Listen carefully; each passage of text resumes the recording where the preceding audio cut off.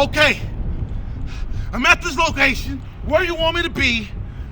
Now tell me where my family is. Well, mister, your family is the last thing I'd be worried about if I were you.